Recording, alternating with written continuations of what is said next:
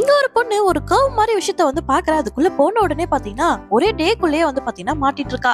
அது மட்டும் இல்லாம அவ தூங்கி எழுந்தா மறுபடியும் அந்த டேக்குள்ளே தான் வரா. அது மட்டும் இல்லாம அவளுக்கு என்ன நடக்குதே தெரியல. அப்பதான் அவனோட பாய் ஃப்ரெண்ட் கிட்ட கேட்க அவன் தான் ஒரு விஷயத்த சொல்றான், நீ டைம் லூப்குள்ள வந்து மாட்டிருக்க. அது மட்டும் இல்லாம எனக்கும் இதுல இருந்து எப்படி வெளியே போறதுன்னு தெரியல. பட் எனக்கு இது பழகிடுச்சு அப்படின்னு சொல்றா. பட் இருந்தாலும் அந்த பொண்ணு வந்து பாத்தீங்கன்னா எப்படியாச்சும் இருந்து வெளியே போவான்னு ட்ரை பண்ணிட்டே இருக்கா. பட் மறுபடியும் சேம் அதே டேக்குள்ளேயே வந்து பாத்தீங்கன்னா வந்துட்டு இருக்கா.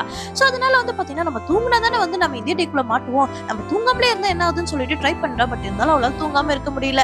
சோ மறுநாள் காலையில எழுந்து பார்த்தா மறுபடியும் வந்து பாத்தீங்கன்னா அதே ரொட்டீனுக்குள்ள வந்துடுறா. இப்ப அந்த பையனை வந்து பாத்தீங்கன்னா அதே டைம் லூப்குள்ள தான் வந்து மாட்டிருக்கான். சோ இதனால அவங்க ரெண்டு பேரும் டிசைட் பண்றாங்க, நம்ம ரெண்டு பேரும் ஒன்னாவே வந்து இருந்துருவோம். அது மட்டும் இல்லாம இந்த லூப்பை எப்படியாச்சும் பிரேக் பண்ணுவோம் அப்படின்னு சொல்றாங்க.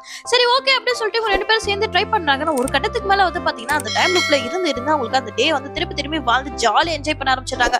ஒரு கட்டத்துக்கு மேல 1 மில்லியன் டைம்ஸ் வந்து பாத்தீங்கன்னா டேஸ் அவங்க கடந்து வந்ததுக்கு அப்புறமா அந்த பொண்ணு காணாம போயிடுறா. பட் இவன் மட்டும் பாத்தீங்கன்னா அந்த லூப்லயே இருக்கான்.